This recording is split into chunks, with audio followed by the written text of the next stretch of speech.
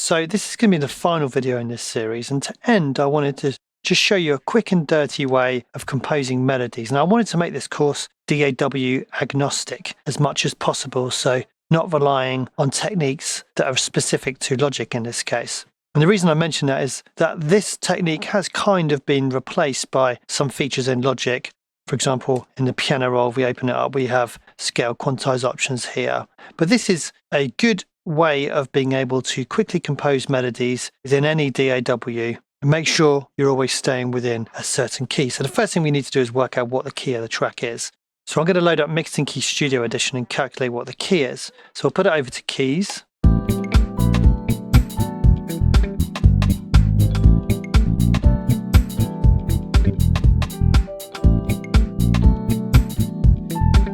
So it seems to be thinking this is in E minor. Now I've got an electric piano loaded up here and I know what the key of E minor is, so let me just check that.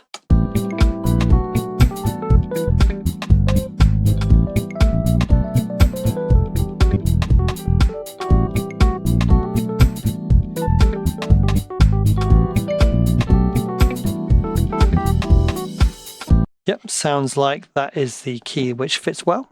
So this technique, as I said, is a quick and dirty one. So what I'm going to do is load up a couple of images here. So we have an E minor scale descending. And what we can do is use the piano roll across here to basically put in this scale. So I'm going to put a region in here, drag it across, move it across. And I'm actually just going to extend it a little bit so we have this little gap. Now, what I can do is put in these notes. So if you really know nothing about music theory, all you need to do is map these out onto the keyboard here. So I'll use the pencil tool. Now, I actually know this scale anyway, so I don't necessarily need to refer to the diagram. But if you don't know the scale, then refer to the diagram. So it's going to be this black note and then all the white notes here.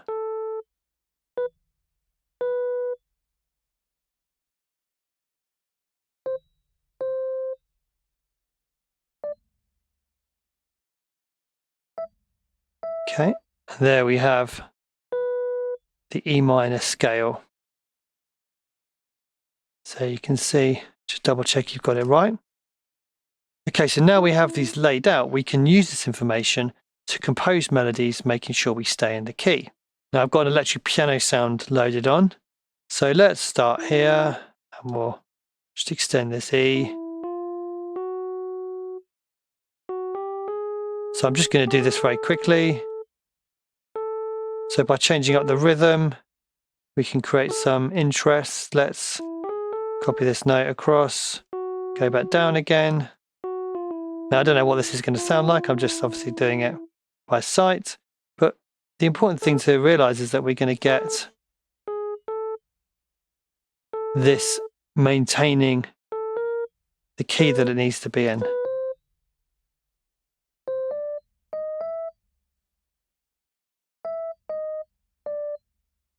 Okay, let's see what it sounds like.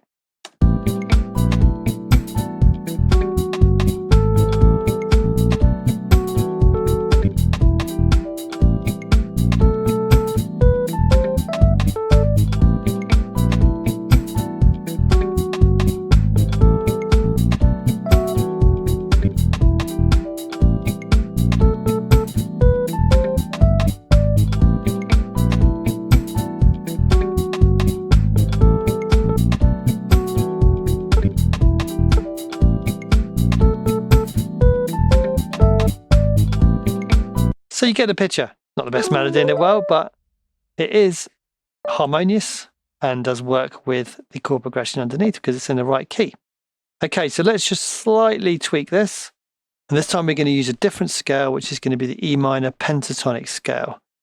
And this is going to be losing that second note, the F sharp. It's also going to be losing this note here. So this is a scale which is kind of an idiot-proof melody scale. So this is always going to sound good. And it's what a lot of melodies use. So let's just create something with this. And just by trying to combine, as we've been doing with Captain plugins, kind of steps and leaps. Whoops, we can create some excitement in the melody. Okay, let's just leave it as a short one.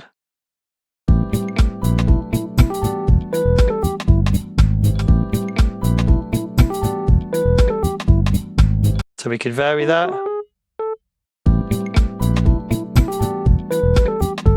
And by actually changing up the kind of melodic rhythm of things as well, we can create some interest that way as well.